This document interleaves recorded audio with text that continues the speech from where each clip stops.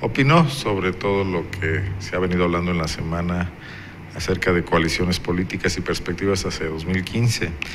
Dijo que la alianza que mantienen el PRI, su partido, y el Verde Ecologista se ha consolidado y los ve firmes para las elecciones que se realizarán en 2015.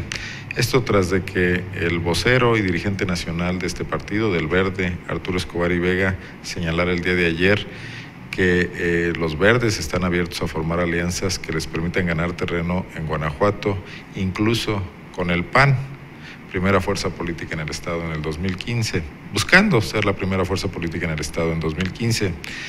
La respuesta de la alcaldesa Bárbara Botello, que llegó a la alcaldía precisamente impulsada por una coalición del PRI con el Verde, dijo que ayer se reunió con integrantes del Verde Ecologista y que los ve muy consolidados como mancuerna política.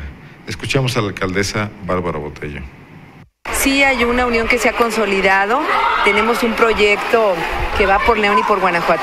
¿Cómo le ha parecido hasta ahorita el gobierno que realiza con el Partido Verde? Estamos trabajando muy bien. Ha sido una relación cordial, o sea, no ha habido momentos por ahí medio... Estamos con el proyecto de gobernar bien León y así hemos estado. Sin embargo, el día de ayer hicimos una reunión muy interesante de nuestros aliados, el Partido Verde y el PRI.